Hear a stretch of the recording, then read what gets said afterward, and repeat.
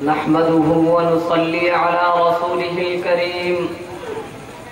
أما بعد، قال الله تبارك وتعالى في القرآن المجيد: أعوذ بالله من الشيطان الرجيم. بسم الله الرحمن الرحيم. فلولا نفر من كل فرقة منهم طائفة ليتفقهوا في الدين. صدق الله العظيم. اس بزم جنو کے دیوانے ہر راہ سے پہنچے یزداں تک، اس بزم جنو کے دیوانے ہر راہ سے پہنچے یزداں تک، ہے عام ہمارے افسانے دیوار چمن سے زندہ تک. 100 بار سوارا ہے ہم نے اس ملک کے گئے ہوئے برہم کو، 100 بار سوارا ہے ہم نے اس ملک کے گئے ہوئے برہم کو. یہ اہل جنوب بتلائیں گے کیا ہم نے دیا ہے عالم کو. محترم حضرات اور رفقائے گرامی قدر، چونکہ وقت بہت مختصر ہے اور محدود وقت مجھے دیا گیا ہے، اس لیے میں بغیر کسی تمہید کے اور بغیر کسی تفصیل کے آپ کے سامنے علماء دیوبند کی قربانیوں پر مختصراً روشنی ڈالنا چاہتا ہوں. اللہ تبارک و تعالی ہمیں صحیح بات کہنے کی توفیق عطا فرمائے.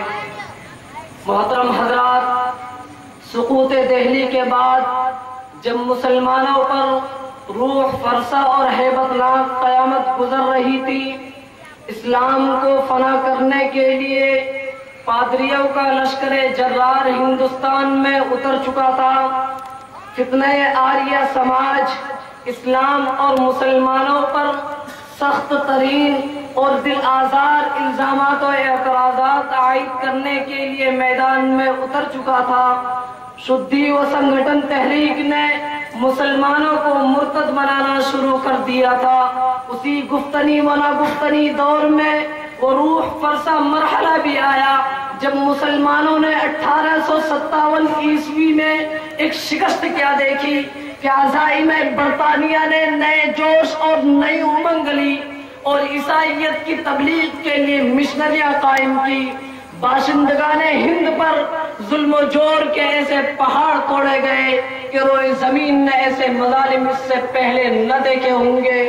چنانچہ 1857 میں جب مسلمانوں پر روح فرسا اور ہیبت ناک قیامت گزر رہی تھی اور مسلمانوں کو نیست و نابود کرنے کے لیے طرح طرح کے حربے اپنائے جا رہے تھے، مسلمانوں کو اس سرزمین سے نیست و نابود کر دینا چاہتے تھے، اسی کی ایک کڑی ایسٹ انڈیا کمپنی تھی جنہوں نے ہر طرح کے ہٹکندے اپنائے کہ مسلمانوں کو اور اسلام کو اس سرزمین سے نیست و نابود کر کے وہی تہذیب، وہی سلیقہ اور وہی کلچر اس ہندوستان میں لایا جائے، جس کی وجہ سے آج مسلمان در در کی ٹھوکریں کھانے پر مجبور ہے.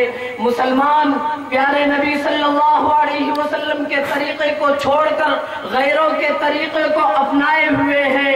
ایسے وقت میں چند بوریا نشین مجاہدین جن میں حضرت مولانا محمد قاسم صاحب نانوتوی علیہ الرحمہ اور ان کے رفقا کی فراست ایمانی اور غیرت دینی متفکر ہوئی اور دارالعلوم دیوبند کی بنیاد رکھی.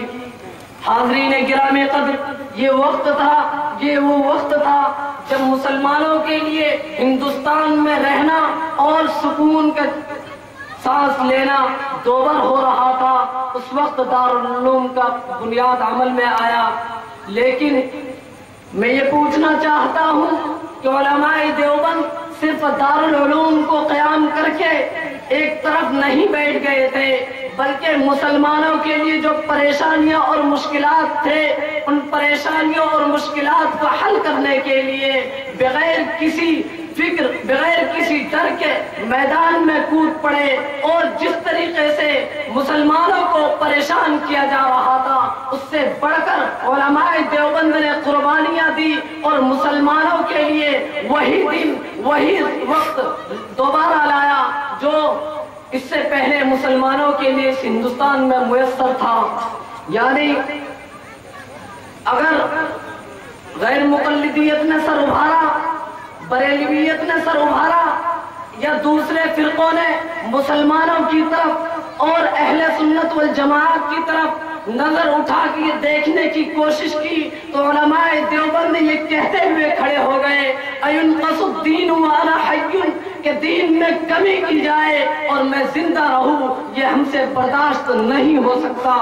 یہ ایسے علماء دیوبند تھے، لیکن اس کے باوجود آج طرح طرح کی باتیں آتی ہے، کہتے ہیں یہ الگ فرقہ ہے، یہ ایک نیا دین وجود میں لا رہے ہیں۔ افسوس کی بات ہے، میں بہت مختصر بات کر رہا ہوں، میں ایک واقعہ سنا کر اپنی بات کو ختم کرتا ہوں کہ علماء دیوبند نے کس طرح سے قربانیاں پیش کی، کس طرح سے دین کو محفوظ رکھا اس سرزمین پر۔ جب قادیانیت کا فتنہ سر ابھارنے لگا اور مسلمانوں کے لیے رہنا دوبھر کر دیا، چونکہ قادیانیوں کے پیچھے ایسٹ انڈیا کمپنی کا مکمل طور پر تعاون حاصل تھا، اس وقت چونکہ وہ مسلمانوں کے لباس میں تھے، ان کا نام بھی یہی ہوتا تھا جو مسلمانوں کا نام ہے، اسی طریقے جب مسلمانوں کا بھی وہی نام اور قادیانیوں کا بھی وہی نام، مسلمانوں کے لیے یہ فیصلہ کرنا مشکل ہو گیا کہ وہ مسلمان ہے یا نہیں۔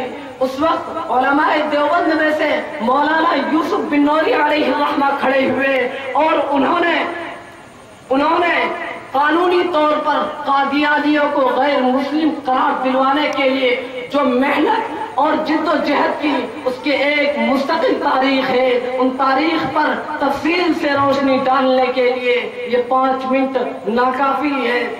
اس لیے ان کے مولانا یوسف بن نوری علیہ الرحمہ نے اس وقت کے وزیر اعظم بھٹو کے سامنے یہ بات رکھی کہ آپ قانونی طور پر قادیانیوں کو غیر مسلم قرار دیں، چونکہ بھٹو اس بات پر آمادہ نہیں ہو رہا تھا کہ قادیانیوں کو غیر مسلم قرار دے کر میں اپنی کرسی کو خطرے میں ڈالوں، وہ کسی بھی طریقے سے تیار نہیں تھے۔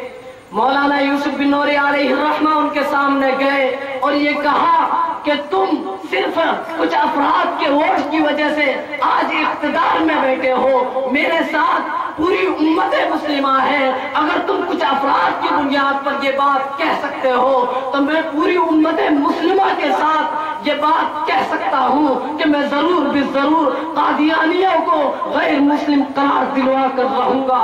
یہ تھے علماء دیوبند جنہوں نے اسلام کی حفاظت کے لیے، مسلمانوں کے وجود کی بقا کے لیے ہر ممکن کوشش کی ہے، جہاں جس طریقے کی ضرورت پڑی اس قربانی کے لیے علماء دیوبند ہر وقت تیار رہے۔